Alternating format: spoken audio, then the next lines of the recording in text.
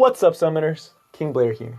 Today, we're going to be talking about the effectiveness and effect resistance system in Epic 7, my thoughts on it, how it works, and then even more higher level concepts for late game players for us to discuss is why the system is frustrating and kind of broken, and also, is it good to have units that ignore effect resistance? So if you like the video, make sure you like, subscribe, and join the Discord link. I have so much more content for you guys waiting, so make sure you subscribe to be updated on that. And join the Discord for when I do start streaming, which I do really plan to do. I know I haven't got around to doing it. Make sure you're joined because that's where I will be advertising it. But without further ado, let's just jump right into it. So the reason I bring up this video is because I see a lot of people, both in the Facebook group, on Reddit, even in the comments on my channel, that still don't understand too well how effectiveness, effect resistance works. And also for the high level concepts, a lot of people are upset about how the buff of Melissa, what they gave her, because they think Melissa, what she got, I don't know if you saw the previous video, but her S3 gets a soul burn that ignores effect resistance, similar to Bazaar. And a lot of people feel like it's dangerous because they think ignoring effect resistance, they think effect resistance units, you already work so hard for them. And now you're basically throwing that out the trash and not helping the effectiveness. So we'll talk about that later on. I'll show you some units and my thoughts on it, whether I think it's bad or good for the game. But that's just an idea to get you guys into the mood to talk about the video. But first, let's just talk high level. So this is from the official Stovetop website for how effectiveness and effect resistance is calculated. So the one that matters is the second one. I don't know why they even put the first one. It's so confusing. The one that actually matters is this one. So let's say if a debuff is attempted. So let's say Mula Aramintia, her S3, or let's say FCC, since more of you guys are familiar with the FCC. FCC has a 100% chance to hit her provoke. So that's the first one, right? That's the first check that you do. So if your FCC has a 100% chance, that's done. You know that debuff is going to land. Now, that debuff has to check effectiveness and effect resistance. So this is what it's saying. If a debuff is attempted, it's determined by the calculation. So I will show you guys this calculation in action. So you have the base 100%, you add on the attacker's effectiveness, and you subtract the target's effect resistance. The biggest part that people still seem not to understand is going to be that the value cannot exceed 85%. And this is the part why, when you start seeing the problems in the game, this is just a very big layer RNG, and we'll see why that is in a second, and it's pretty frustrating. But just know that you cannot exceed 85%. So you might still be like, King, this makes no sense. You said you were gonna explain it, this makes 0 sense. So I made an Excel sheet for you guys, showing you guys some examples. You know, I try to work hard for you guys, but this is the way that I feel like it'll help you guys a little bit more. So here's the equation that I use for all of them. So the equation is the 100% plus effectiveness minus effect resistance. So then over here we have the examples. We have the initial 100%, the effectiveness, effect resistance, the final value from that equation, and then the chance that you actually have to land the debuff. And then I have some sample scenarios that I'll go over pretty fast. So let's start with Hunt, because PvE Hunt, particularly Wyvern, it is so important for you to land debuffs, right? So you might think, okay, the Wyvern has 80% effective resistance, right? So you're like, okay, you might think that you have to put your unit to 80%. So you use the equation, you put your unit at 80% or over, the final value is 100%, but you only have 85% chance to actually land the debuff. What this means is that it doesn't matter how much effectiveness you put on your unit, you always have a 15% chance to miss that debuff for your opponent to just resist it. That is inherently a weakness that effectiveness has. And that's something I want you guys to think about, because when we go later on talking about ignore effect resistance, this is one of the big things, because I feel like because of this, ignore effect resistance buffs and like units that can do that are balanced. And we'll talk about them more in detail before you take out your pitchforks. Skip later on if you want to see the conversation for that. But in case of like learning, you only have an 85% chance. So for optimal hunt, so for an optimal Wyvern hunt, what you actually need to do is have your effectiveness be at 65%, because you are wasting 15% effectiveness if you're trying to get your units to land the debuff, because you will always have 85%. So as we see there for the final value, if you have a unit that has 65% effectiveness, so like my Sigrid has 65%, the Wyvern has 80%, your final value is 85, you have an 85% chance to land the debuff, which is the highest you will ever be able to get against the Wyvern.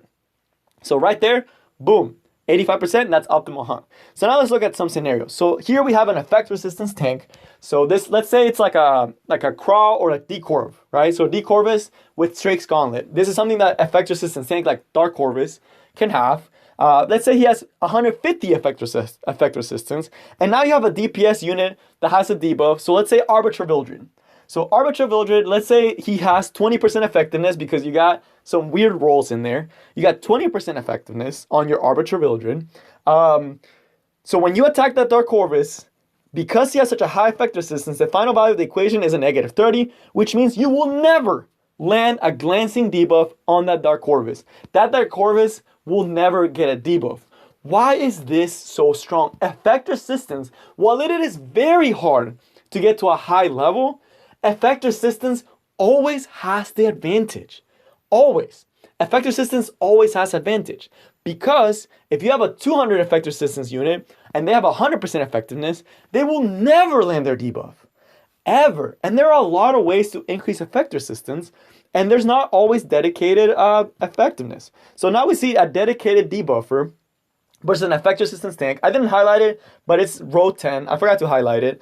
But let's say a Bazaar. Most people can get their Bazaars to a very high level. 180 is kind of pushing it a little bit. But let's just say they have that, and that the tank is 150. They are wasting 45% effectiveness, because if we see there, they only have an 85%. Again, effectiveness does have the short end of the stick when it comes to the system. It is very rough.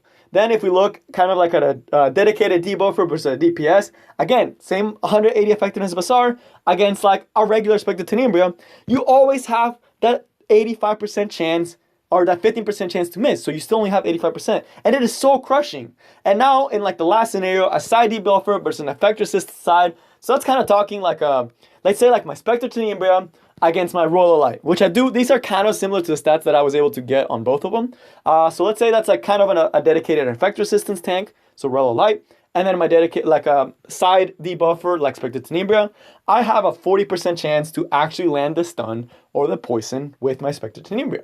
So again, overall, effectiveness has the short end of the stick. So now let's start talking about the concepts at a higher level and thinking why this system is so frustrating. So let's go to my Dizzy, right? So one thing that is frustrating, my Dizzy has 115 effectiveness, right? And I'm going to give her more effectiveness as I go on. But this means that effectiveness, when I use this skill on, let's say, my Kayron, who has an effect resistance of 15, my Dizzy still has the chance of missing the debuff. And that really, really, really sucks. It is very frustrating, and it adds an insane layer of RNG. Same thing with Wyvern. Sigrid, my Sigrid has 65 effectiveness, or 67%, so I'm losing 2. But when I go against Wyvern, I still will lose runs because I don't land enough debuffs. And I have my Karen, my Sigrid, my Seaside, and somehow the Wyvern always manages to resist because that RNG aspect will always be in there. And it really does suck in terms of effectiveness. On the other hand, with effect resistance, the reason why the system sucks for effect resistance is it's not easy to get. So my Roller Light, the highest I managed to get my Roller Light was 125 effect resistance. This is not enough because a dedicated debuffer like Bazaar can still stomp on her. And it sucks because if your Roller Light gets stunned, it really does suck. And y'all see, I tried making her tanky. I gave her such amazing stats, as much as I could, and I still get her popped because I have to use some effect resistance, but at the same time, I still want her to survive. So it's kind of hard to build a tank. It is very hard to build a good tank because a tank needs to have high effect resistance so they don't get locked down, they don't get debuffed, and they still need to have high defense, high HP, so they're able to do their job properly. Of course, I can still optimize my Royal Light. I do plan to do that in the future. I do plan to take off some speed and give her some more health. Ideally, 18k health and like 200 speed would be really, really nice. But we'll see how that rolls in the future. Most likely switching this neck over to an HP neck would honestly do the job for me. But again, effect resistance is really hard to get. So I understand why it's frustrating when ignore effect resistance mechanics are introduced into the game. So now let's go to a unit who is notorious for ignore effect resistance. I have my Bazaar here. And yes, he's on gear right now because I switched it over to my Oxlots. So these are the stats my Bazaar would have. He would only have 53 effectiveness. Against my Rololite, he's not landing a lot of debuffs a lot of the time. But the thing about it is, Bazaar on his S3, he was one of the first few to get this at the beginning, besides I think Falconeer Clury. So Bazaar has this thing that says ignore effect resistance. And we talked about the 85% cap before. What this does is that you have 100% chance, because no effect resistance, no cap. That means you have 100% chance to land this. And I just told you guys, I worked extremely hard on my Rololite. And I want her to resist, but she can't because Bazaar can just burn 2 souls, which can easily be acquired with artifacts like this one since he's a mage. And they tend to give mages the ignore effect resistance. And then all the work that I put on the effect resistance, what was the point? What was the point of me making a Rololite with this high of effect resistance if she's going to just get soulburned by a Bazaar, get stunned with Abyssal Crown, and I just lose the fight? Right? So that's the theory why people think ignore effect resistance is bad for the game. And I agree. The Bazaar, kind of toxic. So let's just go really fast because I want to show you guys some of the units that do have the ignore effect resistance. One of them is actually going to be Elfo. So her S3 ignores effect resistance. So that's one of them. And then you have Falconeer Clury, who also, I believe Falconeer Clury also ignores effect resistance, but people just naturally build her with high effectiveness so they don't have to have the souls. So if we go to a specialty change, Falconeer Clury, yep, she has ignore effect resistance as well for a very crushing debuff. So again, now let's talk about, so why is the system broken? It hurts everyone on both sides. So on the effectiveness side, it sucks because no matter how much effectiveness you stack, you won't land your debuff. And it is so frustrating, especially for like Melissa, for example, because I can straight up lose to I can just lose to an Rylet because no matter how much effectiveness I give her, I'll still lose. So what's the point of me even giving her effectiveness, right? And then on the other hand, for effect resistance, for units like Crow, you work extremely hard to make a high effect resistance Crow. And I know it's hard to do that. And you work your butt off to get that gear just so you can have another unit like Bazaar, click one button and you automatically lose. And it's like, how is that fair? They have, the only thing they care for Bazaar is speed, versus you're looking at effectiveness, defense, health. So it sucks on both sides. So the system really is broken, but it's kind of necessary. If I was in Smilegate's point, I don't know what I would do in their shoes because I really don't know how to fix the problem. I really don't. I really don't have the answers for that. Because on one hand, if you make effectiveness really, really good, it's really broken. Units like where is she? Units like Emil Aramentia would be absolutely bonkers. Because if you made a 200% effectiveness Silverblade Aramentia, you could pretty much perma-lock some teams with the right team comp. And then it's not fair, because then you're always hitting. But on the other hand, if you make it so you take that away, or you give her ignore, or if not, then you can miss, and then you just lose, which is the reason why Silverblade is not broken, because she still has an 85% chance to miss. Or 15% chance, my bad. I misspoke a lot in that sentence. Basically, if effectiveness didn't have that cap, units like Silverblade Armentia would be broken, but without it, it also makes it extremely frustrating for units like her, because you can just straight up miss it on a squishy unit.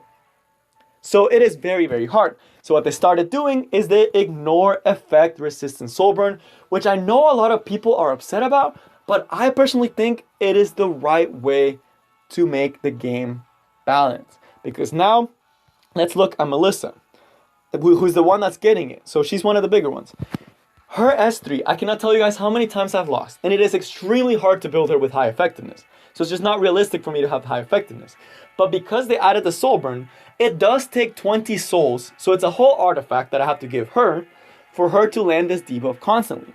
The reason why I think it's balanced is that while it shuts down Emil Violet hard, they can still come back from that. It's only a one unit thing. So I think this was a very good implementation of the ignore effect resistance, because it's a unit that you're not going to try to give effectiveness to. It's kind of unrealistic for you to, and they will never be good just because they always have a 15% chance to not do their job properly. So her getting the soul burn on this S3, it's golden. It makes her a viable unit, but still has very clear weaknesses. Royal Light is still going to make it hard for you to kill Violet straight out. You kill Emma Violet, Royal Light can just bring it back. She doesn't have extinction. So I think that's balance. Another unit that I think was balanced, Falconeer Cleary. Frankly, I think she was already balanced in this aspect, because her S1 attack directly targets, it's one unit, decreased defense, provoke. It can be cleansed. You can do a lot of things to go against it. You can cleanse it. You can just have a Royal Light revive the unit. There's a lot of ways for you to get around this. So I think this, again, balance.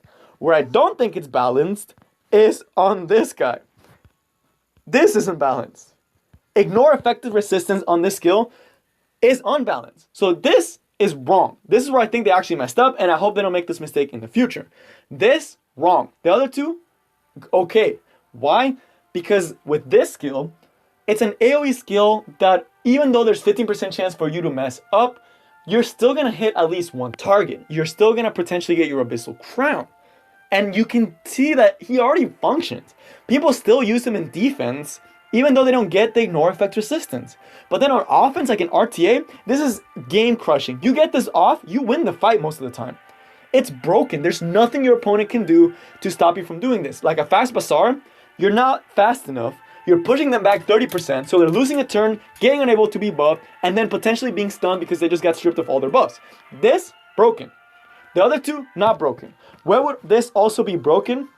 As we mentioned before, Mula Armentia, if they gave her a soul burn where this was a 100% chance to stun, Mula Armentia would immediately go to a busted unit. Because from one setup to stripping buffs, you perma stun?